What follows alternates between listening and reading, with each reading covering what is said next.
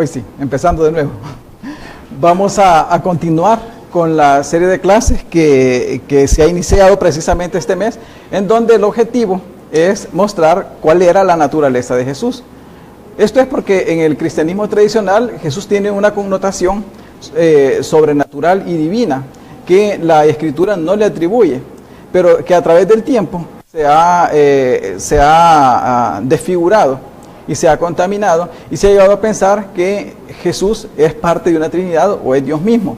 Entonces, una de las citas que se usan normalmente para aprobar esa afirmación es precisamente Juan 1, que es lo que nosotros acabamos de leer, Juan 1:1. Y por ahí el versículo 18 también representa un problema que vamos a ver más adelante. Pero por el momento centrémonos en el primer versículo, que es Juan 1:1. Y es la famosa cita cuando se habla de que en el principio era el verbo, y el verbo era con Dios, y el verbo era Dios. Entonces, la asunción que se hace es de que cuando se habla del verbo, se habla de Jesucristo. Entonces, esa es una de las cosas que vamos a ver ahora. En realidad, se está refiriendo a Jesucristo, y si se está refiriendo a Jesucristo, ¿en qué sentido el evangelista se refiere a Jesucristo? Y puede ser que ese sentido en el cual el evangelista está hablando de Jesús como el verbo, no es el que se ha interpretado de manera tradicional. Entonces, el objetivo de esta mañana es verlo desde diferentes ángulos, de tal manera que nosotros nos podamos llevar una conclusión a la casa y una alternativa de estudio para seguir escudriñando un poco más acerca de la naturaleza de Jesús. Entonces, primero, como les decía, esta cita es usada para dos cosas que tienen relación una con la otra. Primero, que Jesús existió antes de su nacimiento, porque obviamente el versículo asegura de que pues en el principio era el verbo. No se pierdan la próxima clase, el hermano Manuel Fernández va a hablar de la preexistencia, no voy a ahondar mucho en eso, ¿verdad? Pero este es uno de los versículos que se utilizan para probar eso.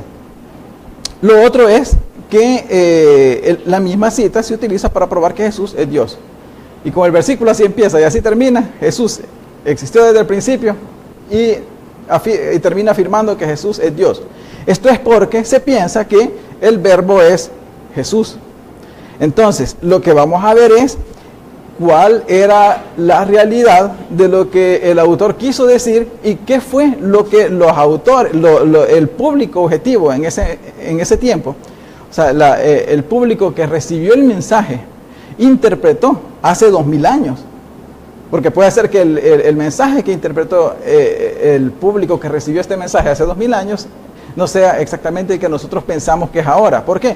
Porque el lenguaje ha cambiado, la situación histórica ha cambiado, la situación social ha cambiado. Han cambiado muchas cosas a través de 2000 años las que hacen que nosotros debemos reconsiderar cada vez que leemos una porción de esto en las Escrituras, que nos parece así un poco extraño. Entonces, primero vamos a ver varias cosas y quizás desde un punto de vista de los académicos que estudian este tema. Y lo que acabamos de leer en Juan 1:1 es normalmente la traducción tradicional, y que es la traducción que la mayoría de traductores, valga la redundancia, es la que vierten. Y así la van a encontrar ustedes, tanto en la Reina Valera, que es literal, en la Dios habla hoy, que es de una traducción dinámica, en todas esas versiones diferentes que tratan de explicar un poco más suave en nuestro idioma, todo tipo de traducciones lo vierten de esta misma manera. Al final, si lo vemos de manera superficial, lo entendemos igual en todas. Lo mal entendemos igual en todas. Entonces esto nos obliga a ir un poco más allá, porque las traducciones no mucho nos pueden ayudar de las que tenemos ahora.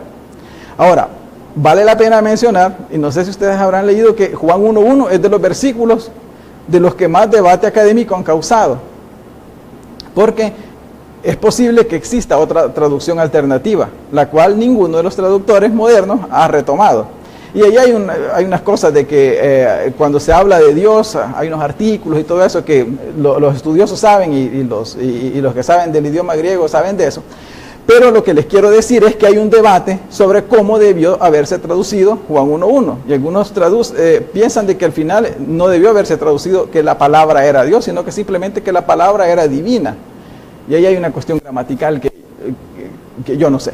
Pero ustedes deben de saber que hay un debate, ¿verdad?, en base a Juan 1:1. Entonces, siempre hay debates en cuanto a qué lectura debería de aceptarse. Por ejemplo, este texto dice diferente a este, ¿cuál debería yo de aceptar? Pero este es uno de los pocos versículos que ha causado debate en cómo debería de traducirse, porque no hay diferencia en el texto. Todos los textos dicen exactamente igual. Entonces, el debate está en cómo debió vertirse al español, ¿verdad? Por algunas características que lo hacen único respecto a otros lugares en donde aparece la palabra Dios. Entonces, esta inquietud llévensela ustedes para la casa, ¿verdad? Que ya saben de que no puede hacer que existe una interpretación alternativa. Y si ustedes se han fijado, hay una característica en todas estas citas conflictivas. Y es que la característica de todas estas citas conflictivas es que todas tienen que ver con la divinidad de Dios. Todos estos versículos que aparecen ahí dándonos problemas en el Nuevo Testamento, todos tienen que ver, con la divinidad de Jesús. Entonces, y resulta que todos estos versículos tienen una interpretación tradicional o tienen una alteración en el texto, una de dos. Entonces, nuestro deber es saber dónde está el texto alterado y dónde está un problema de interpretación. Y Juan 1.1 es un problema de interpretación. Y por allá, 1 Juan 5.7 es un problema de texto. Sabemos que hay alguien de entrada puso un texto, una cita que a saber de dónde la sacó, donde dice que los tres son uno, ¿verdad? Pero aparece y decimos, bueno, es problema de texto, esto hay que quitarlo, no existe. Y en otros casos hay problemas de traducción y Juan 1.1 es un problema de traducción. Entonces, ¿qué tenemos? La primera conclusión es que todas las citas que tienen que ver con la divinidad de Jesús, todas tienen un problema, ya sea textual o ya sea de interpretación. Entonces, partimos de ahí. Hay un conflicto aquí. Ahora, el otro es que, basado en esto que acabamos de hablar, vamos a enfocarlo desde cuatro grandes áreas, 4 pequeñas áreas, porque la hora no nos va a alcanzar. Pero lo vamos a enfocar desde 4 puntos de vista. Uno, que es el contexto interno, que es lo que la Biblia habla acerca de Jesús. ¿Cómo muestra la Biblia a Jesús? Segundo, el contexto gramatical, que es qué exactamente es el uso que tiene la palabra que se tradujo como verbo, y ya vamos a verlo más adelante, cuál es la palabra que está ahí en el idioma original, que se tradujo como verbo en español, que hace que nosotros pues la interpretemos de la manera equivocada o de una manera inadecuada. Tercero, vamos a ver las corrientes que habían alrededor y cómo éstas pudieron o no pudieron influir y descartarlas, ¿verdad? Acerca de la forma de hablar del evangelista. Y último, vamos a ver qué pensamiento, una alternativa para que nosotros igual nos vayamos a la casa y lo repensemos, qué es lo que probablemente estaba tratando de decir Juan al decir que, al mencionar y al hacer este prefacio, diciendo de que el principio era la palabra, era el verbo y el verbo era con Dios y el verbo era Dios. ¿Qué objetivo tenía? Vamos a ir viendo cada una de estos enfoques conforme vayamos descubriendo algunas claves que nos van a ayudar a avanzar hacia la siguiente. Como es costumbre, levantan la mano y opinan, ¿verdad? Y preguntan. Entonces, para empezar, vamos a ver el contexto interno. ¿Qué es lo que la Biblia dice acerca de Jesús? Porque el problema es que aquí relacionamos el verbo con Jesús. Entonces, ¿qué es lo que la Biblia habla acerca de Jesús y cómo lo muestra? Es la primera pregunta que nosotros nos tenemos que hacer. Entonces, si nos damos cuenta que hay que hacernos preguntas acerca de si el versículo dice, si la gente piensa, el intérprete tradicional piensa que el verbo es Jesús, entonces el versículo dice que Jesús existió antes. La pregunta que tenemos que hacernos es, ¿existió Jesús antes? ¿Qué es lo que dice la Biblia al respecto? Y segundo, si el verbo es Jesús, dice que Jesús es Dios. Entonces la otra pregunta que nos tenemos que hacer es, ¿qué dice la Biblia acerca de Jesús? Si es o no Dios. Entonces son dos cuestiones que nos tenemos que hacer. Y lo primero que vamos a ver es, pues vamos en orden. Dice que en el principio era el verbo. ¿Sabe que si nosotros decimos que Jesús es el verbo, Jesús preexistió? ¿Correcto? Pero ¿qué dice la Biblia acerca de Jesús? Es común en el pensamiento judío que todas aquellas personas que iban a desempeñar un papel especial, se dice de que preexistieron, que existieron antes. Y eso tenemos ejemplos. Por ejemplo, personajes famosos de la Biblia, de los cuales se dice que existieron antes. ¿Alguien? Voy a pasar rapidito, Manuel, porque, ¿verdad? Está Jeremías, está en el Nuevo Testamento, está Pablo, ¿verdad? Entonces, todos ellos dicen que fui escogido desde el vientre de mi madre, que Dios me escogió antes, que Dios me envió antes. Ese es el pensamiento judío, de que todas aquellas personas que iban a desempeñar un papel especial en los planes de Dios, estuvieron presentes en Dios. Pero es una forma de decirlo, porque Dios ya tenía a estas personas preparadas para realizar esa actividad. Entonces es lo primero que tenemos que hacer. Entonces cuando leemos esto de que alguien existía antes, de seguro vamos a ver que es una persona que desempeñó un papel grande en los planes de Dios, pero que al decir que vivió antes es una forma de expresión poética en el pensamiento judío, ya, para decir de que esa persona jugaba un papel importante en los planes de Dios antes de que naciera. David, por ejemplo, Josías, son otros personajes de los cuales dice que existieron antes. Ciro, ¿verdad? Entonces, también de Jesús dice lo mismo. Y eso, si de Jesús dice lo mismo, que existió antes, entonces es exactamente el mismo caso que Jeremías, que Ciro, que Josías, los cuales no tuvieron una existencia física anterior, sino que estuvieron siempre en los planes de Dios. Y por ejemplo, Isaías 42, 1 y 9, que habla de que es una profecía mesiánica, que habla de la manifestación del Mesías, nos dice cómo es que todos estos planes están en la mente de Dios, aunque no tienen materialidad física, están en la mente de Dios. Y como estar en la mente de Dios es que va a ser, o sea, si algo está en la mente de Dios es que eso va a pasar. Por eso dice que Él llama las cosas que no son como que si fuesen, porque Él piensa y se hace. Entonces, no hay una forma de separar el pensamiento de las obras, que es lo que decía el hermano Manuel en la exhortación hoy en la mañana. Y es que ese enfoque que tenía el pensamiento en la cultura judía era de que no podíamos separar lo que pensamos de lo que hacemos. Por eso Jesús dice, de la abundancia del corazón habla la boca, ¿verdad? Que nosotros expresamos y hacemos lo que tenemos adentro, lo que tenemos en el pensamiento. Entonces no hay una separación entre lo que pensamos y lo que hacemos. Nosotros hoy en nuestros tiempos modernos tratamos de hacer una separación y doblar un poco las cosas, que no es así, ¿verdad? Pero el pensamiento no va por ese lado. Pero veamos Isaías 42, 1 y 9. ¿Quién me ayuda a leer Isaías 42, 1 y 9? Jaime. He aquí se cumplieron las cosas primeras y yo anuncio cosas nuevas antes que salga la luz, yo las haré notorias. Sí, el versículo 1, léame también, porfa. Del 42. Del 42, sí.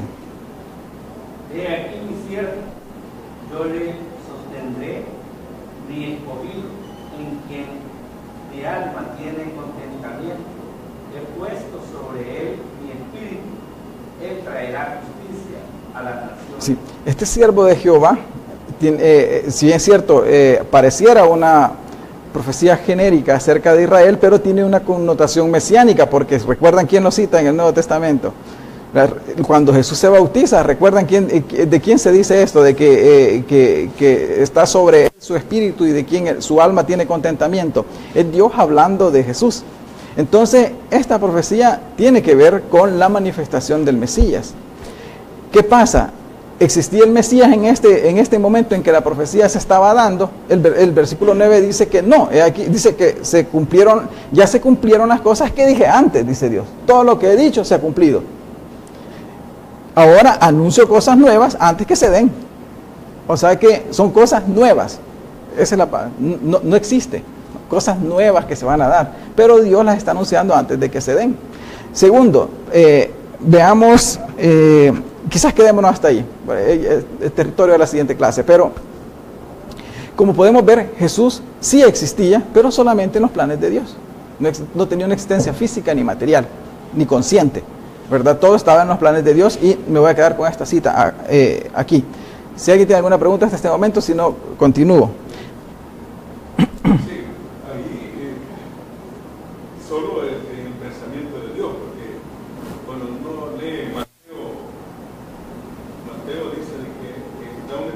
Cómo fue el nacimiento de Jesús, y dice que el nacimiento de Jesús hacen y empieza a dar una explicación del nacimiento de él. Sí, lo que pasa es que nosotros no solamente podemos citar Mateo porque es rebatible, porque la gente, con eso no vamos a convencer a la gente de que Jesús no existió antes. Pero si le mostramos citas donde le demostramos que Jesús existió solo en los pensamientos de Dios, entonces eso tiene una mejor argumentación, ¿verdad? Entonces eso, la descripción de la forma en que nació Jesús es una forma complementaria para, después de haber demostrado de que la Biblia en ningún momento habla de Jesús como existencia física, antes de que Él naciera. Pero está bien, se usa. Ahora, vamos a ver cuál es la otra presuposición. Primero, ya vimos de que si interpretamos en Juan 1.1 que Jesús es el verbo, no puede ser Jesús exactamente de esa manera, en el hecho de que, de manera personal, porque Jesús no existió antes. Y lo otro dice que el verbo era Dios. Entonces el tradicionalista dice, bueno, si el verbo era Dios y Jesús, entonces si el verbo es Jesús, Jesús es Dios. ¿Qué dice la Biblia acerca de Dios? Solo vamos a leer un versículo. Tengo 2 o 3 versículos, pero vamos a leer Juan 17.3. ¿Qué concepto tenía Juan de Jesús? ¿Ya? El mismo evangelista que escribió que en el principio era el verbo y el verbo era con Dios y el verbo era Dios. Entonces, ¿qué concepto tenía de Jesús el evangelista Juan? En el versículo Juan 17, versículo 3. Porfa. Y esta es la vida eterna, que te conozcan a ti, el único Dios verdadero, y a Jesucristo a quien has enviado. Gracias. Cuando Juan recopila la vida de Jesús y trata de enseñarnos cuáles eran las oraciones que Jesús hacía, ¿verdad? Si ustedes se fijan, Juan nos muestra otro tipo de oraciones que Jesús hacía. Otro evangelista nos muestran el Padre Nuestro como modelo, por ejemplo, pero Juan trata de mostrarnos otro tipo de oraciones que Jesús hacía. En una de esas, Juan escuchó, ¿verdad?, y que Jesús decía esto, que la vida eterna consistía en que conocieran a Dios. Pero es bien interesante cómo Jesús habla de Dios. ¿Cuáles son las características que Jesús le atribuye a ese Dios?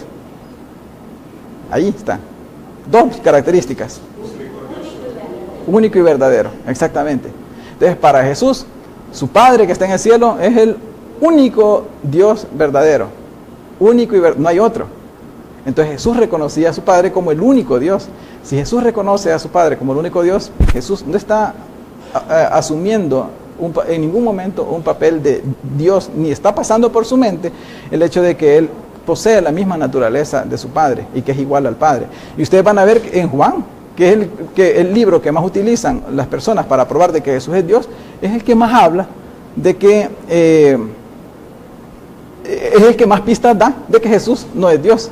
Es el que nos ayuda más, con mayores referencias, a demostrar de que Jesús en realidad no es Dios. Cuando dice el Padre y yo uno somos, por ejemplo, Él dice, más adelante, Él aclara ese tipo de lenguaje porque quiere que todos nosotros seamos uno como Él y el Padre son uno. Entonces Juan mismo demuestra de que el lenguaje que Él utiliza es un lenguaje bien diferente a los demás evangelistas, pero que en ningún momento está tratando de demostrar a Jesús como Dios y mostrándole atributos propios que son de Dios a Jesús, ¿verdad? O sea, obviamente Jesús tiene atributos divinos, como nosotros vamos a tener atributos divinos cuando resucitemos, porque vamos a compartir la misma naturaleza que Dios, la naturaleza espiritual. Pero hay atributos que son únicos, del Dios único, ¿verdad?, que son del Padre y que esos no los podemos compartir. Entonces Jesús, igual, ¿se recuerdan cuando resucitó? Y que María Magdalena quería tocarlo. ¿Se recuerdan qué fue lo que dice Jesús? No me toques, porque... Ajá, y Él dice, mi Padre y tu Padre, no he subido a mi Dios y tu Dios. ¿Qué quiere decir? Que las circunstancias y la condición que Jesús tiene delante de Dios, de su Padre, es exactamente la misma que nosotros. Exactamente la misma que nosotros. En la relación y el parentesco, ¿verdad? En cuestiones de personalidad, es exactamente la misma que nosotros delante de Dios. O sea, es nuestro Padre y nuestro Dios como era el Padre y Dios de Jesús. No hay diferencia, ¿verdad? ¿Qué quiere decir? Que eso no nos hace a nosotros, eso no hace a Jesús igual a Dios, eso hace a Jesús igual a nosotros, ¿verdad? Bueno, entonces, vamos entonces a Juan 1.1, después de este contexto interno, ¿verdad? Vamos a Juan 1.1.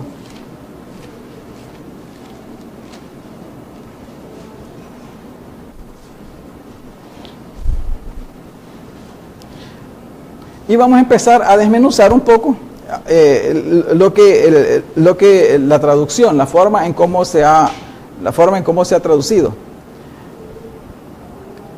Eso tiene que ver un poco con la clase de ayer, ¿verdad? Con la clase del seminario de ayer. Entonces, cuando leemos que en el principio era el verbo y el verbo era con Dios y el verbo era Dios, hay una forma de analizarlo, es ver la gramática en la cual está escrita. No somos expertos gramaticalmente, pero hay cosas que son digeribles a simple vista. Por ejemplo, cuando la primera pregunta que tenemos que hacernos aquí es, ¿cuál es la palabra que ha sido traducida como verbo? ¿Ya? Entonces, ¿cuál es la palabra que ha sido traducida como verbo? ¿Por qué? Porque hay dos cosas aquí. Verbo pudo haber tenido un significado hace 2000 años totalmente diferente a lo que significa ahora. Por ejemplo, alguien que sepa de idioma nacional. Verbo, hoy en gramática, ¿qué es? Es la acción, exactamente. Eso no es lo que significa verbo en la escritura. Verbo es el significado que ahora nuestro idioma español tiene, que es primero es español, que no es ni griego, ni verdad, es español, y 2000 años después de que esta palabra se escribió, de que este libro se escribió. Entonces, para empezar tenemos que ver cuál es la palabra que está ahí. Y la palabra que está ahí en el griego, como todos ya saben, solo vamos a repasar esta parte, es logos. Entonces, hay un detalle. Cuando en español se lee verbo, esa palabra, en español las palabras tienen género, ¿verdad? Hay género femenino, género masculino, género neutro. Mar es neutro, pues la mar, el mar. Pero cuando hablamos de verbos, ¿qué género es? ¿Es femenino, masculino? Es una palabra de género, si lo vemos así, tal cual, es una palabra de género masculino. Las palabras no tienen género, las cosas no tienen género, pero al momento de hablar se le asigna un género. Por ejemplo, decimos, la palabra es femenino, el verbo es masculino, o la mar, o el mar, que son neutros. Obviamente no tienen género, pero esa es la forma en cómo nosotros le asignamos un género al momento de expresar. Ahora, verbo es masculino, entonces al ver eso, la primera connotación es que si es verbo, entonces sí se refiere, es inmediatamente una asociación casi automática que dice el intérprete tradicional, bueno, verbo es Jesús, es masculino. ¿Ya? Entonces, pero lo que vamos a ver es que no es una cuestión de género, es una cuestión de gramática. Porque la palabra logos en el Nuevo Testamento es una palabra neutra, ¿ya? Entonces, ¿qué sucede? Que la palabra verbo no es ni hebrea, no es ni griega, que es el idioma en que se escribió el Nuevo Testamento. Es decir, el Nuevo Testamento se escribió en griego, pero la palabra verbo no proviene ni siquiera del griego. Verbo es una palabra latina, ¿qué quiere decir? Que donde se tuvo que haber traducido una palabra que estaba en griego, que es logos, a nuestro idioma español, no se utilizó una palabra netamente española, sino que se utilizó una palabra latina, que es verbo. Sucede otra cosa, que la palabra latina, verbo, si ustedes han medio guiado la Vulgata latina, porque tampoco sabemos latín, pero si ustedes ven la palabra latina, verbo, es una palabra de uso común. En todo el Nuevo Testamento van a leer la palabra verbo, pero les va a sorprender que la palabra verbo en latín no es el mismo significado que la palabra verbo en español ahora. Sí, el idioma español viene del latín y todo eso, pero no tiene la palabra verbo no tiene el mismo significado, porque la palabra verbo en latín significa exactamente, o más bien, la palabra verbo es una excelente traducción de la palabra logo griego a latín, pero la palabra verbo no es una buena traducción del griego al español. No sé si me voy a entender. Vuelvo a repetir eso, ¿verdad? O sea, que cuando encontramos la palabra verbo es una palabra latina. La palabra verbo en latín significa lo mismo que en griego, en latín. ya, que es palabra, expresión, discurso. Entonces, pero la palabra verbo en español no significa lo mismo que en latín y que en griego. Entonces, reestructurando la frase, la palabra verbo es una excelente traducción de la palabra logos, porque significa lo mismo en latín. O sea que si un traductor está pasando de griego a latín, lo está haciendo súper bien, que es el que hizo el traductor de la Vulgata Latina. Él leyó logos y puso verbo, punto. No hay diferencia. Pero la palabra verbo, la traducción del idioma logos como verbo en español, no está bien, porque la palabra verbo en español no es lo mismo que la palabra verbo en latín. Ya, que el uso genérico que se le da a la palabra verbo en latín. El verbo en español tiene un uso específico, que es la acción y todo eso, ¿verdad? Bueno, entonces, para avanzar un poco más,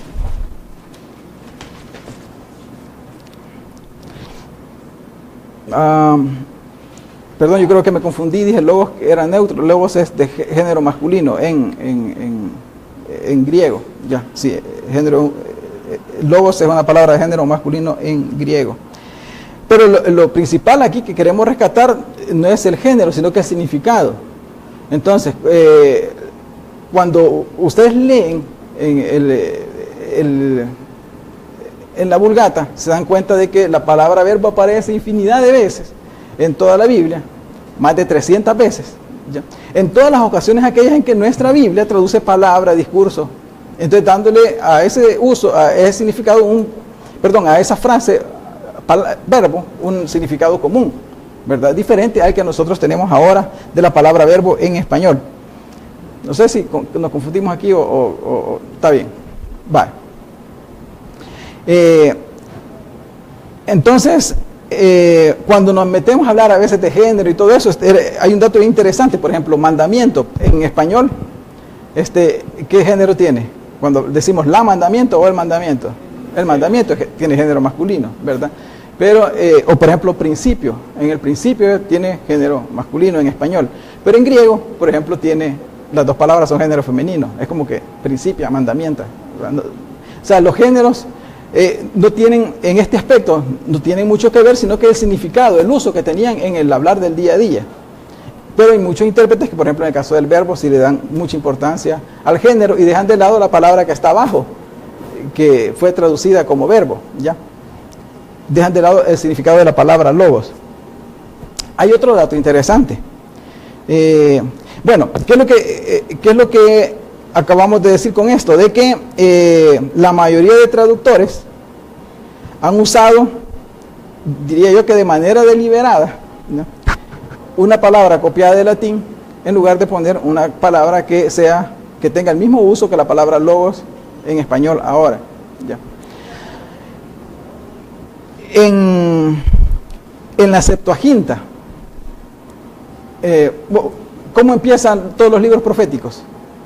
O sea, un profeta empieza escribiendo ¿con qué frase? Vino a mí palabra de Jehová. La mayor parte de profetas empieza, vino a mí palabra de Jehová. Entonces, o vino a fulano la palabra de Jehová, o vino palabra de Jehová.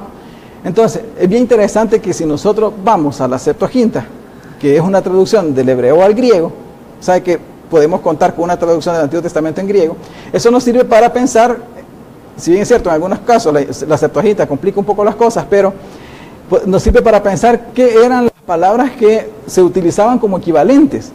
Y en el Antiguo Testamento, en todas las ocasiones en que aparece la palabra, en muchas de las ocasiones en que aparece palabra, ¿verdad? El término palabra se traduce en la Septuaginta como logos, haciendo un uso común de tal cual se utilizaba en ese entonces, que no es el significado que nosotros pensamos que tiene ahora. ¿Ya? Entonces, veamos un caso en Malaquías 1. Esto es haciendo uso un poco de otras herramientas, ¿verdad? Que es la Septuaginta, pero vamos a rescatar la parte interesante de esta cita para el análisis que estamos haciendo ahora. Malaquías 1:1. Dice, profecía de la palabra de Jehová contra Israel por medio de Malaquías. Entonces, Malaquías 1:1 está hablando de la palabra de ¿quién? De Dios. Está hablando de la palabra de Dios. Van a la Septuaginta y ustedes van a encontrar aquí en el versículo 1 la palabra logos. Excelente, es el uso común de la palabra griega logos. Profecía de la palabra de Jehová, donde está traducido palabra, la Septuaginta pone logos. Pero en este caso es la palabra de Jehová. Ahora veamos Malaquías 2, el versículo 17.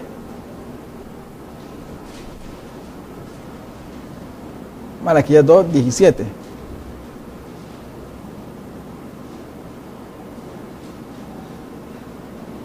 2:17 dice, habéis hecho cansar a Jehová con vuestras palabras, y decir, ¿en qué le hemos cansado? En que decís, cualquiera que hace mal agrada a Jehová, y en tales se complace, o si no, ¿a dónde está el Dios de justicia?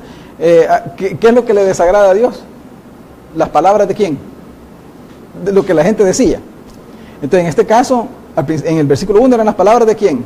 De Dios, y ahora son las palabras de la gente. En ambos casos es la palabra logos, en la Septuaginta. Entonces, ¿qué quiere decir? Que los traductores, la palabra que encontraron equivalente era logos, y la cual no tenía ninguna connotación personal, como se ha interpretado de Juan 1:1. Ahora, preguntas o dudas o comentarios hasta acá. Más o menos. Bueno, vamos entonces a ver dónde, en qué otras ocasiones aparece la palabra logos. ¿Alguien sabe más o menos cuántas ocasiones aparece la palabra verbo en nuestra versión Reina Valera en el Nuevo Testamento? No sé, 4 veces quizás, ¿verdad? En Juan aparece 2, en Primera de Juan aparece otras 2 y una en Apocalipsis, donde aparece la palabra verbo. Y en todos esos casos, la palabra verbo está directamente asociada con Jesús. O sea, o al menos ha sido intencionadamente asociada con Jesús. ¿Ya? Pero, ¿saben que la palabra que ha sido traducida verbo, que es logos,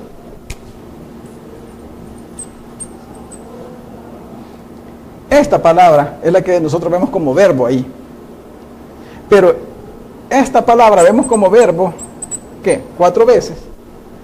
Pero ¿sabían que la palabra esta aparece 330 veces en el Nuevo Testamento? ¿Y saben cómo aparece en las 326 restantes ocasiones? En ningún momento aparece como verbo. Solo aparece en aquellos casos en que se ha tratado de asociar deliberadamente con Jesús, atribuyéndole una persona a esta palabra. Veamos casos en los que aparece Mateo 12:32, por ejemplo. Vámonos al Nuevo Testamento.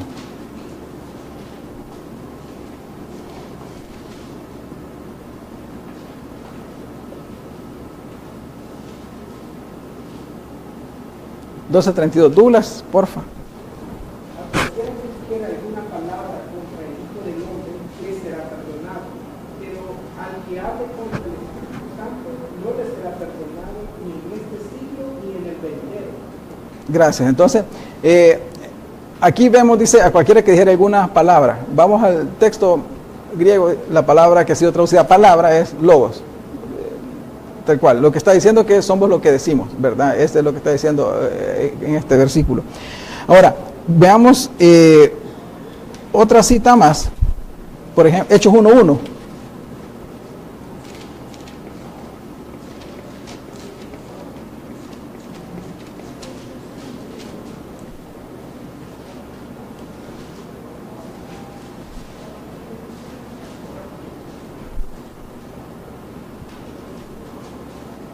Otro uso de la palabra logos, griego. Veamos si adivinamos cuál es en español.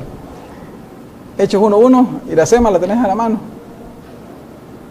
En el primer tratado con Teófilo hablé acerca de todas las cosas que Jesús comenzó a hacer y a enseñar. Aquí está un poco difícil, pero alguien pudiera adivinar, tal vez, qué es. Pienso que es hacer. No. La palabra tratado. Ajá, es en el primer discurso, porque el logo significa discurso. o sea, o exposición. Entonces lo que dice el escritor Lucas en los Hechos, dice que en el primer tratado, hablando del libro de Lucas, ¿verdad? Que nosotros conocemos como el libro de Lucas, donde compiló la historia de Jesús. Exactamente, exactamente. Entonces este es el uso que tenía la palabra logos en griego. Veamos otro caso, Hechos 19:38.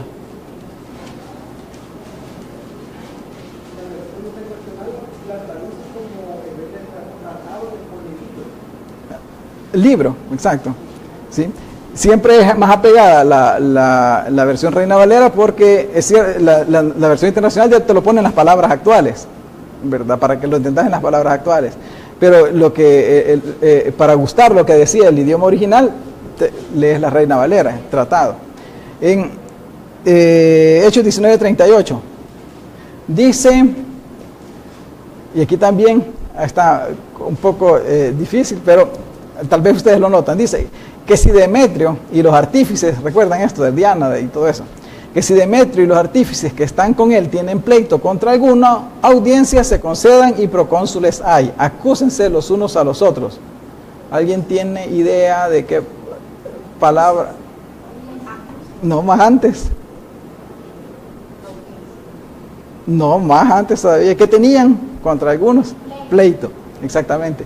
La palabra logos aquí ha sido traducida como pleito. Es porque en un pleito, ¿qué es lo que hace la gente? Hablar, ¿verdad?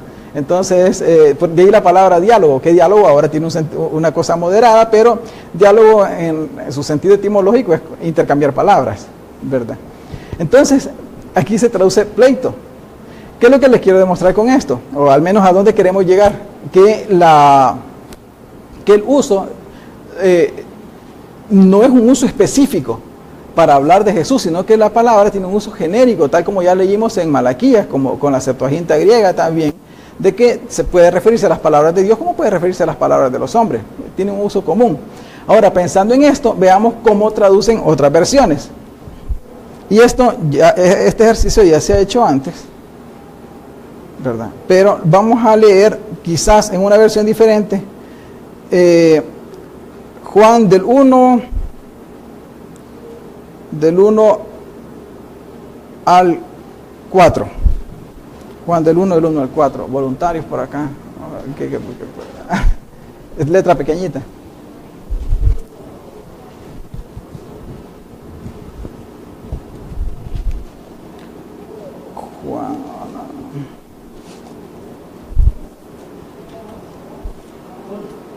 Juan 1 del 1 al 4. Veamos acá. Haceme el favor, Sara. Gracias. Entonces Juan 1 del 1 al 4. Lo vamos a leer ahora en otras versiones, en las cuales han decidido apegarse al significado literal y han decidido vertir tal cual lo que el sentido refleja de la palabra logos en griego, lo han traducido y lo han vertido. Lo que el sentido del logos en griego es la palabra adecuada en español que debería de ser. Lo que pasa es que voy a estar repitiendo la misma palabra porque de la palabra estamos hablando. Pero veamos, la que va a leer Rebeca es la versión Cantera Iglesias. Antes era había una versión Bober Cantera, pero Bober falleció, entonces se realizó una nueva versión que es la Cantera Iglesias. En los círculos académicos es la más respetada, ¿verdad? Veamos y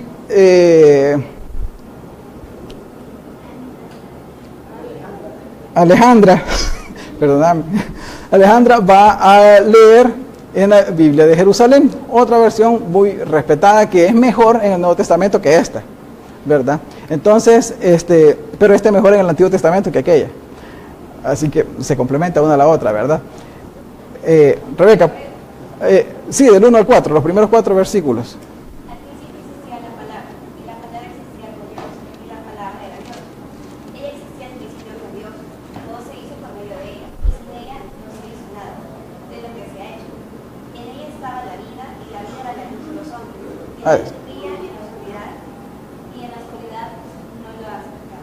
Está bien, muchas gracias. ¿Notaron alguna diferencia respecto a nuestra traducción Reina Valera? Es que allí no traduce verbo, porque verbo hoy en nuestro idioma tiene un significado diferente. Pone palabra, porque palabra refleja lo que era la palabra logos en el idioma griego. En la Biblia de Jerusalén. Desde el principio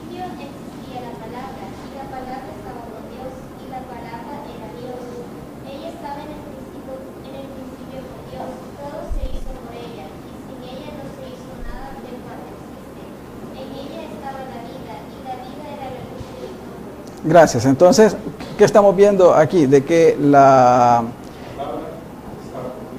palabra, exacto, al principio era la palabra, ya no es verbo, y ahí ya nos cambia la forma de ver este versículo. Porque si vemos, primero vimos el contexto y ahora vemos el significado, la traducción específica del capítulo, y vemos que ahora el sentido ya cambia, es diferente. Cuando se leían estas dos versiones, como que hablando del género, está hablando del género ella. Ajá, ajá. Quizás ahí, quizás a la hora de traducir, a lo mejor los escritores anteriores más a esta, dependiendo del concepto que vivían. Sí, sí. Bueno, aquí dice la palabra, porque en español es femenino, pero en griego es logos, es masculino. Pero yo te decía, el género no tiene que ver, sino que el uso que esta palabra tenía en su momento, hace 2000 años, el uso que debería tener ahora. Y el equivalente es palabra, que es lo que han leído nuestras dos amigas. Ahora, entonces, cuando dice la palabra era Dios, ahora ya las cosas empiezan a tener un poco de sentido. Por ejemplo, si nos vamos al Antiguo Testamento, ya podemos explicar eso de que la palabra era Dios, porque hablar de la palabra de Dios es hablar de Dios mismo. O sea, no hay diferencia. En Primera Crónicas 10, 13 al 14, por ejemplo, ya la pueden cerrar y la dejan por ahí por un ladito.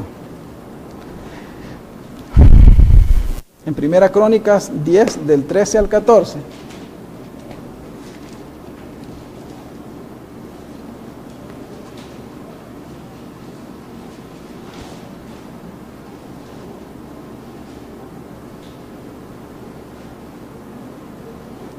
Primera Crónica 10, 13 al 14.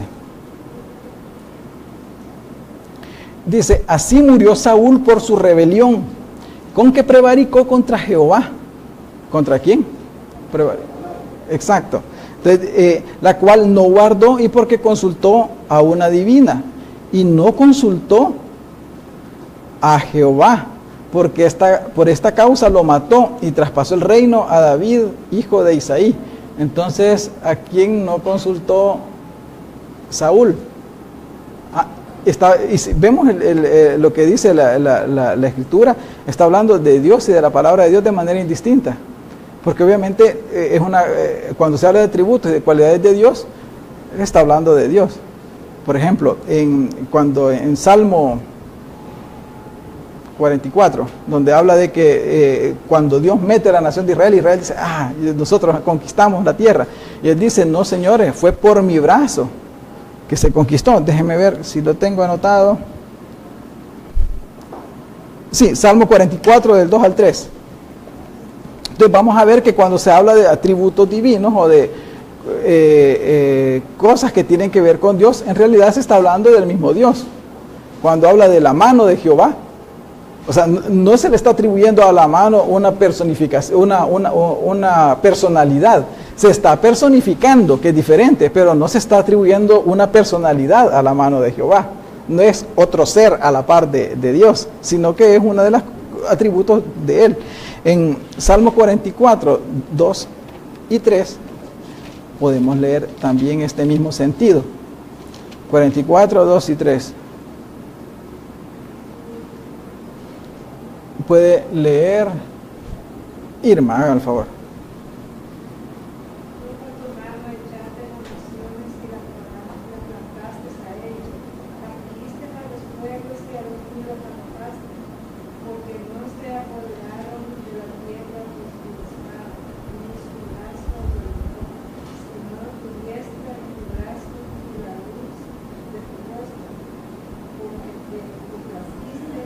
Ajá. Entonces, ¿quién fue el que metió a Israel a la nación, a la tierra de Canaán y la conquistó? No fueron los israelitas por su propia fuerza, ni por su propio poder, sino que en el versículo 3 dice que no fue su brazo el que los libró, sino que, ¿quién fue? Según sí, dice Dios, y sabemos que es Dios. Pero, ¿cómo lo describe? El autor de manera poética, que fue la diestra, dice, que fue la mano derecha, ¿verdad? Fue su brazo y fue la luz de su rostro. Entonces todos esos son atributos de Dios, son cualidades que no tienen, no hay por qué atribuirles personalidad, aunque se personifiquen, no tienen que tener personalidad, porque están hablando de Dios, tal cual, ¿verdad? ¿Comentarios hasta acá? Seguimos, que ya me quedan un poquito. Dele. La versión bilingüe que a mí me gusta, Reina Valera y Rey Jaime. La del Rey Jaime nunca ha dicho la palabra verbo que aparece al español, por cierto, y tiene el mismo significado que el español. Y entonces la Biblia dice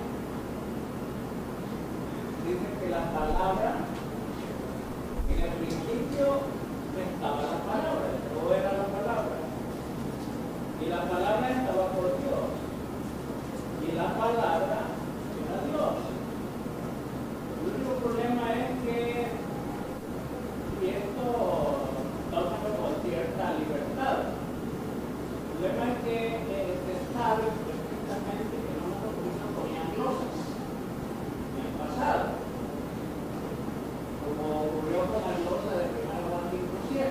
Comenzó como una glosa, pero hubo un copista que la pasó al texto y se quedó ahí hasta mediados del siglo pasado, por 41 más o menos, que eliminaron ese texto por primera vez en algunas versiones católicas, no evangélicas. Entonces, es un hecho que cuando decimos en el principio del verbo es igual al principio de las palabras del texto del Rey Jaime, que es una Biblia mucho más fuerte que la Biblia en español. Por ejemplo, en la palabra Jesucristo, esa palabra no existe. La palabra no existe, sino que por conveniencia los españoles, los literatos españoles, unieron para convertirlo en un nombre. Lo que dice el original es Jesús Christos, Jesús Cristo. Y en el inglés dice Jesús Cristo, no dice Jesucristo. Ustedes van a encontrar separadas las dos palabras todo el tiempo, porque la segunda palabra es un título. Entonces, cuando se habla en Juan, al final del capítulo 1, creo que es, bueno, ustedes lo pueden encontrar con facilidad, pero dice que Jesús es hijo de Dios y por consiguiente de Cristo. Hasta hoy en día los judíos insisten en esto, de que el Mesías tiene que ser hijo de Dios obligatoriamente. Entonces el problema son los copistas que han venido haciendo la trampa desde más o menos por el siglo IV para hacernos creer de que existe esa divinidad independiente. Por ejemplo, cuando decimos que el Espíritu Santo es Dios, bueno, quiere que el Padre no tiene Espíritu Santo. Si decimos que el Espíritu Santo es Dios, entonces Jesús no tiene Espíritu Santo. ¿Por qué? Si existe una persona que es Espíritu de Dios, ya no se necesita nosotros dos. Pero en este caso, si admitimos que el Espíritu Santo le dio el Espíritu al Padre y al Hijo, entonces el Espíritu Santo es el Padre del Hijo. Y es un liazo tremendo. A los teólogos no les importa que haga un lío, con tal de sostener una doctrina. Algo que debemos dejar terminado para siempre entre nosotros los cristianos es que la idea de una Trinidad en Dios es una idea espuria que se vino formando en el camino. Ahí por el siglo III no existía eso. Entonces hay muchas cosas que no existían entonces. Ni siquiera los padres de la iglesia, que no se llaman padres porque ellos la organizaron, ni siquiera los padres de la iglesia sostenían eso. Por eso es que yo insisto en que no solo basta con leer la Biblia, hay que leer la historia. Por eso que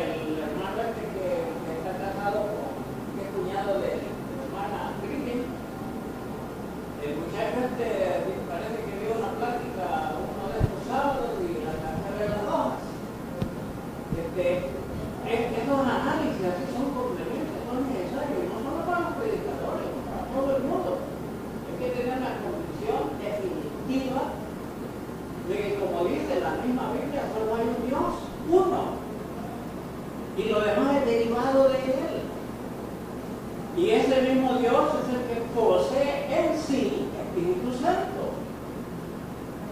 Y Sí. no solo el Espíritu Santo, sino que también el Espíritu que puede provocar problemas. Todo viene de Dios, aquí no hay nada que no venga de él. Y Jesús es solamente un hijo de él en la misma razón que dice Juan.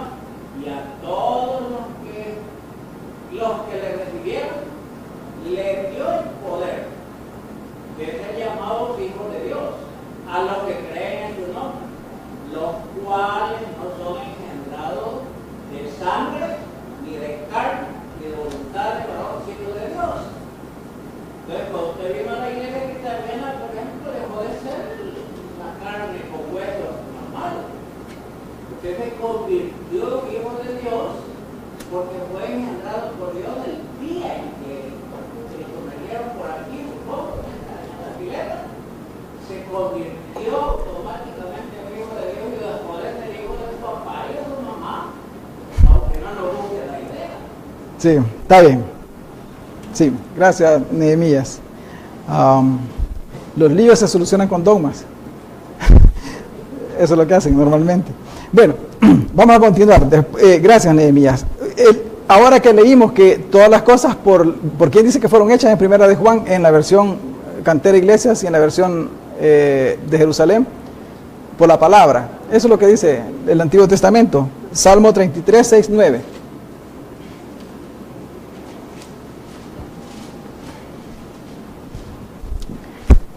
Les robo 10 minutos más. 5. Salmo 33, 6, 9. Salmo 33, 6, 9. Dice, por la palabra de Jehová fueron hechos los cielos y todo el ejército de ellos por el aliento de su boca. Él junta como montón las aguas del mar, él pone en depósitos los abismos. El 9 dice, porque él dijo y fue hecho, él mandó y existió. Entonces te la forma en cómo la palabra de Dios hizo todas las cosas. Dios hizo todo, pero la palabra y la forma en cómo lo describe la Biblia fue el medio para que él hiciera todo. Y es bien interesante, siempre me gusta citar la Septuaginta, no por el contenido a veces, sino que por el uso que hace de las palabras equivalentes. Es que en el 6, cuando dice por la palabra de Jehová, dice que fue hecho por el Logos de Jehová. Entonces, cuando Juan escribió, hizo este prefacio, no estaba pensando en un uso diferente o en un enfoque diferente acerca de la palabra Logos. Es cierto que él quería enfocarla a Jesús, y ya vamos a ver cómo, pero no atribuyéndole personalidad a la palabra Logos como tal, convirtiendo a Jesús en este concepto, y a este concepto convirtiéndolo en una persona, ¿verdad? Sino que simplemente quería hablar de un atributo que tenía Jesús, tal cual se habla en el Antiguo Testamento y se usa pues esta palabra. ¿Ya?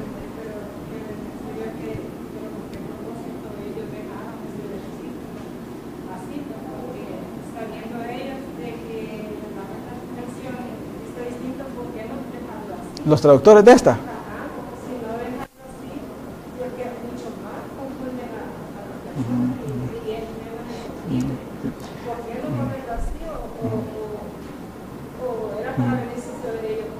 Sí. Acuérdense que las versiones son interpretaciones, ¿verdad? Al final. Y en la primera clase del seminario, ¿se acuerdan que empezamos a ver cómo discriminar una versión de la otra? Entonces, por eso es importante tener y comparar, porque el que hizo la traducción del 60 puso lo que él interpretaba, ¿verdad? Sí. Sí. Exacto. Pero ahí es donde nosotros no nos casamos con una traducción, sino que, por ejemplo, cuando preparamos una clase, cuando hacemos nuestra lectura, vamos y vemos una cita compleja, comparamos con una y otra, y si esa no nos satisface, comparamos con otra. Y así vamos, por eliminación, para establecer al final un texto más o menos adecuado. Y eso es lo que, por ejemplo, hemos hecho al día de ahora, establecer cómo debió haberse leído Juan 1 al 4 en el contexto, usando el contexto interno y la lógica ¿verdad? De cómo la palabra logos, que se traduce palabra, ha sido usado tanto en el Antiguo como en el Nuevo Testamento. ¿Ya? Ahora, dice que en ella estaba la vida, ¿se recuerdan? En 1 Juan 1.4 dice que en ella estaba la vida. Y si nosotros leemos Isaías 6, 8 al 10, vamos a ver que la palabra está íntimamente relacionada con la vida eterna. O sea, lo que Dios manda, sus mandamientos, pues obviamente tenemos que hacerlo. Entonces, hay que cumplir la palabra de Dios y obedecer la palabra de Dios, por asunción, obedecer a Dios, significa tener la vida eterna. Y Isaías 6, del 8 al 10, muestra eso.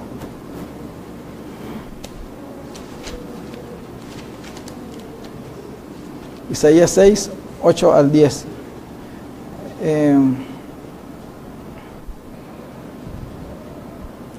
Dice, después oí la voz del Señor que decía, ¿a quién enviaré y quién irá por nosotros? Entonces respondí yo, Isaías, ¿verdad? Dice, heme aquí, envíame a mí. Y dijo, anda y de este pueblo, oíd bien y no entendáis, ved por cierto, mas no comprendáis. Engruece el corazón de este pueblo y agrava sus oídos y ciega sus ojos, para que no vea con sus ojos, ni oiga con sus oídos, ni su corazón entienda, ni se convierta y haya para él sanidad. Entonces, o sea, ve a predicarles para que después no digan que nadie les predicó.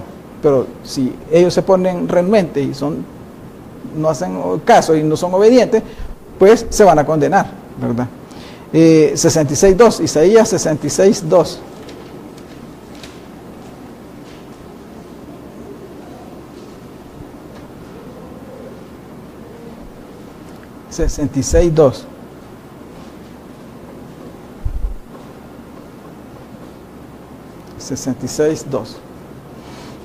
Dice, mi mano hizo todas estas cosas, y así todas estas cosas fueron, dice Jehová. Pero miraré a aquel que es pobre y humilde de espíritu, y que tiembla. ¿A qué dice ahí? A mi palabra. Entonces Dios se complace en aquel que tiembla a su palabra. O sea que por respeto a los mandamientos de Él, obedece. Entonces, y saben, adivinen en la Septuaginta griega cuál es la palabra que está traducida ahí como palabra. Dice que tiembla a mi palabra. Logos, ¿verdad? Tiembla a mi logos. Entonces, la propuesta es, lástima que el tiempo se me acabó, porque no vamos a ver esto y esto casi no. Pero me voy a saltar, pero mi propuesta es de que cuando Juan escribió eso estaba utilizando un lenguaje común que la audiencia de él entendía perfectamente, ¿verdad? Y que simplemente estaba usando el uso común de la palabra logos en su tiempo, como también el uso que los escritores del Antiguo Testamento le daban a esa palabra. ¿Por qué Juan lo hizo? Bueno, no creo que termine. Vamos a programar el verbo, segunda parte, quizás, y seguimos. Pero hay varias razones por las cuales Juan lo muestra. Y Juan, por ejemplo, tiene un objetivo. Si ustedes se fijan, quizás me voy a saltar cuando dice que el verbo se hizo carne. Veamos Isaías 55, 10 al 11. Antes de saltarme hasta lo último. Ya que estamos en Isaías, veamos Isaías 55, 10 al 11.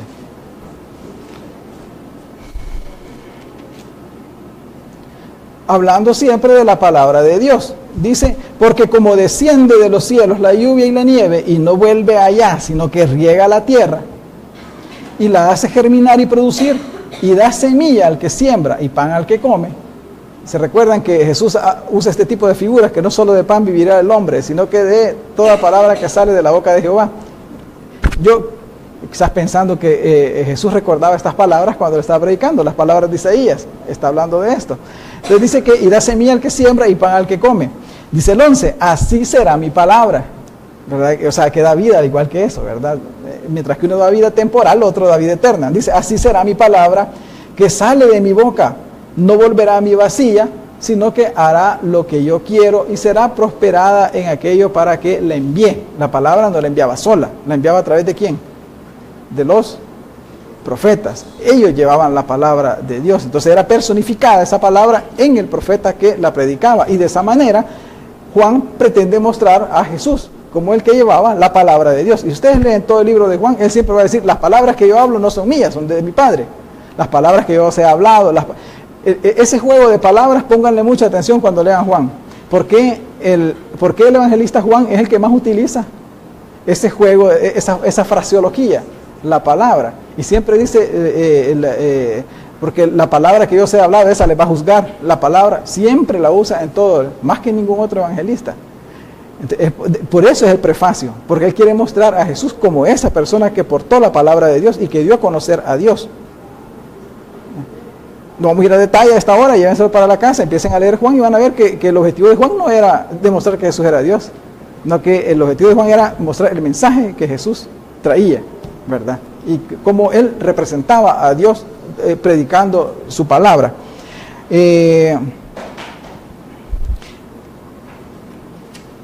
Otra cosa interesante, sigo, ya me están viendo mal porque no termino, ya voy.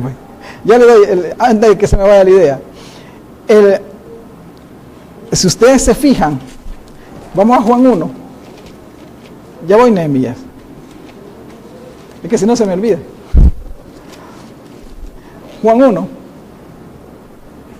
Todo ese prefacio está precisamente antes, después del prefacio de la palabra hecha carne. El evangelista empieza a hablar de un personaje. ¿De qué personaje que empieza a hablar? Ahí, el profeta que anunció a Jesús. Juan el Bautista. Y miren lo que resalta de Juan el Bautista. Juan resalta de Juan el Bautista esto, en el versículo 21. ¿Qué es lo que le llegan a preguntar a Juan el Bautista? Los que lo están oyendo, llegan a preguntarle que si él es... Ajá, dice, ¿eres tú Elías? Dijo, no soy. Y la última pregunta es, no sos Elías. Entonces, ¿vos sos? ¿A qué profeta se refieren aquí? Cualquier profeta. ¿Dónde encontramos esta alusión de un gran profeta que vendría a la nación de Israel? El profeta que Dios le prometió a Moisés, exactamente. Entonces, en todo el Nuevo Testamento encontramos alusiones a la promesa hecha a David. Lucas habla de David, Mateo asocia a Jesús con David. Y en todo, también vemos en todo el Nuevo Testamento vemos asociaciones con Abraham, con la promesa que hizo Abraham. Gálatas asocia a Jesús con Abraham. Lucas asocia a Jesús con Abraham, ¿verdad? Mateo 1:1 asocia a Jesús con Abraham, pero en todo el Nuevo Testamento no hay ningún autor que asocie a Jesús con ese gran profeta. ¿Saben cuál es el único evangelista que lo hace? El único autor que lo hace. Adivinaron, Juan. Sí, Juan es el único que hace alusión de manera directa a esta promesa que Dios le dio a Moisés. Y aparte de eso, es el autor del Nuevo Testamento que más amplía el concepto de palabra en la boca de Jesús, ¿verdad? Entonces, busquen una concordancia, palabra y todas las que dice Jesús, la palabra que Dios ha hablado, la palabra que yo les he dicho, los va a juzgar, etcétera, etcétera, etcétera. Podemos ver, y si ustedes se fijan, más adelante en el versículo 25, dice, y le preguntaron y le dijeron, ¿por qué pues bautizas si tú no eres el Cristo, ni Elías, ni el profeta? Y también hay otras alusiones en Juan 6:14, donde la gente dice, este es verdaderamente el profeta que había de venir al mundo. En Juan 7:40, entonces algunos de la multitud, oyendo estas palabras, decían, verdaderamente este es el profeta. Y en Juan 7:52 hay una cosa rara.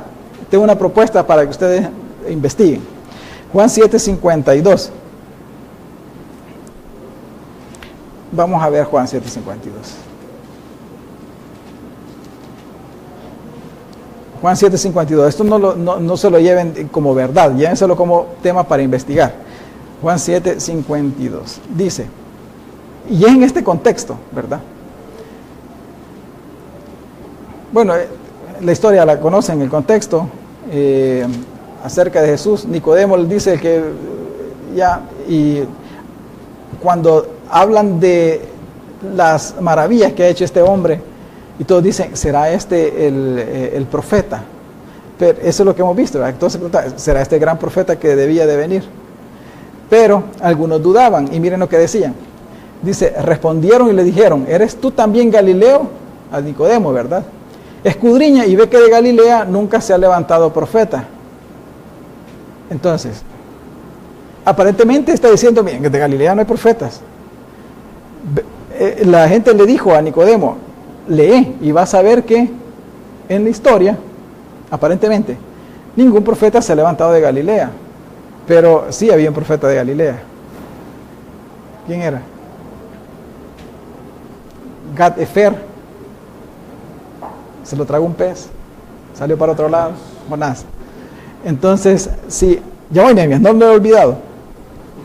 Sí, ¿qué en realidad estaba pensando la gente? No estaba pensando en un profeta normal, común y corriente, sino que el profeta grande no vendría de Galilea, vendría de Belén. Pero este hombre era de Galilea, ¿verdad? Entonces, nada, este no puede ser. Ya. Entonces, para que se lo lleven, lo analicen más detenidamente en su casa.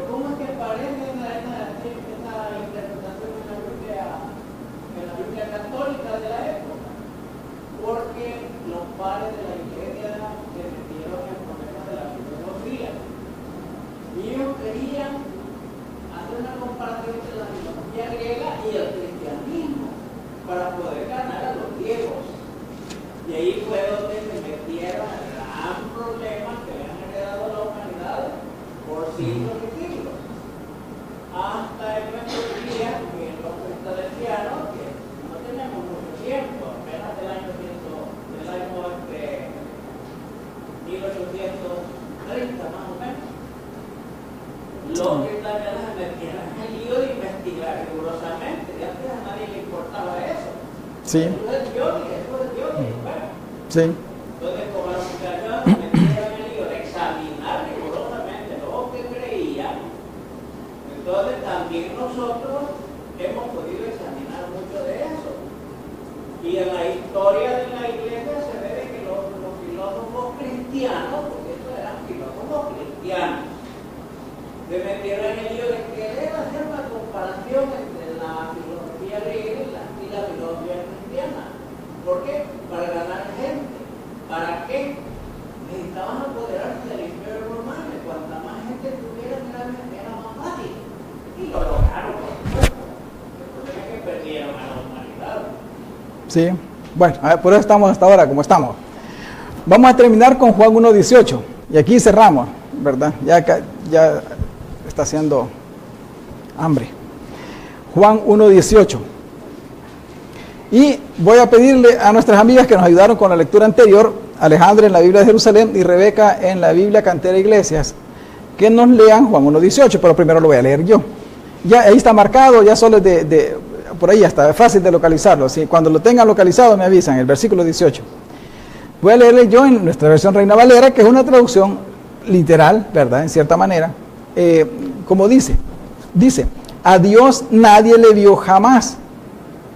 Para concluir este prefacio, el unigénito Hijo que está en el seno del Padre, Él le ha dado a conocer.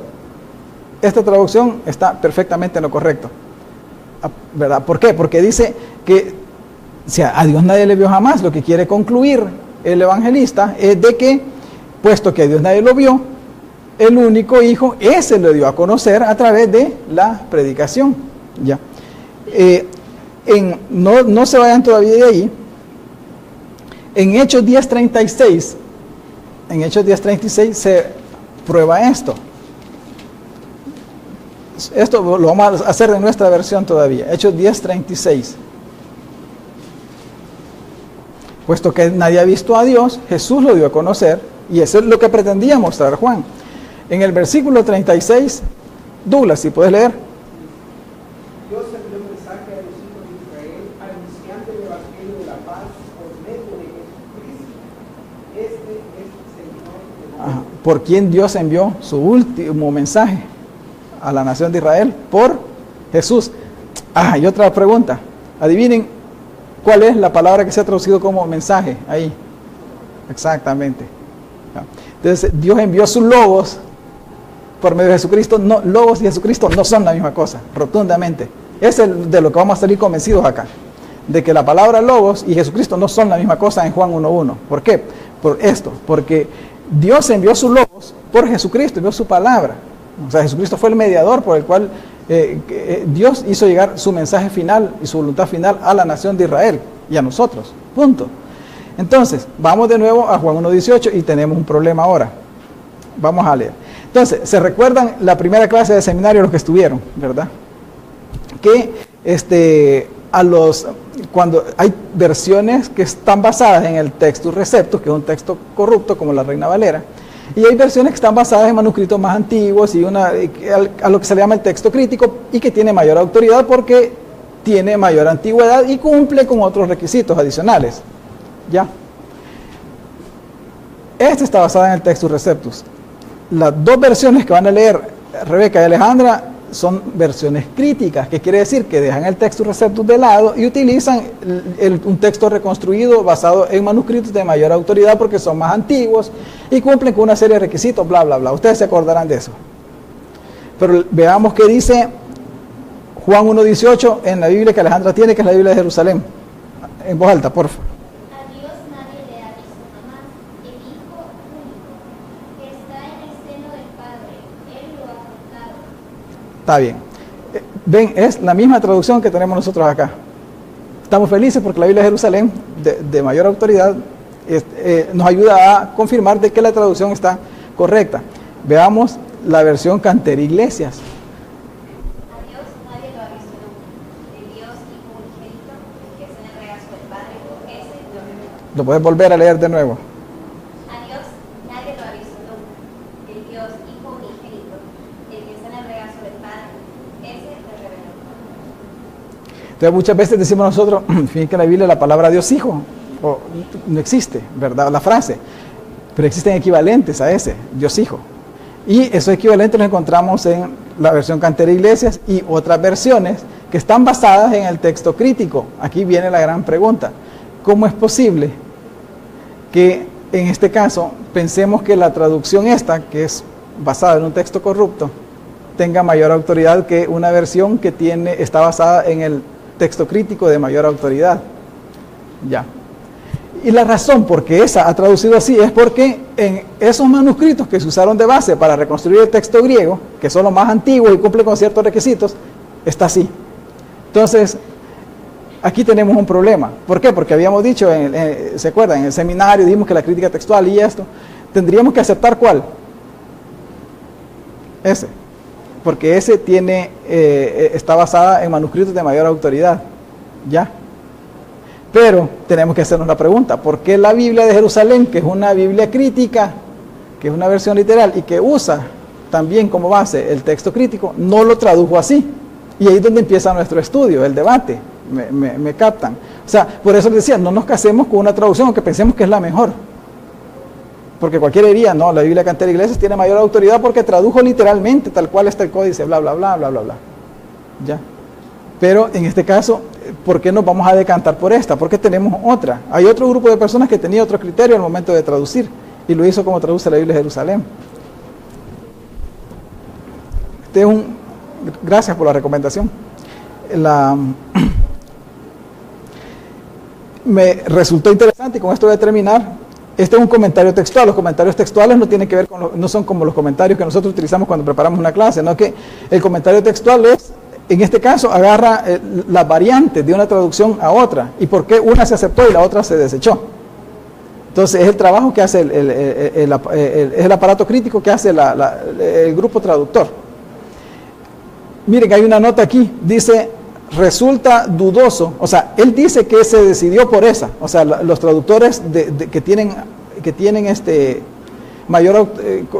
los eruditos, dicen que ese texto es el mejor apoyado, ya, de acuerdo a la crítica textual.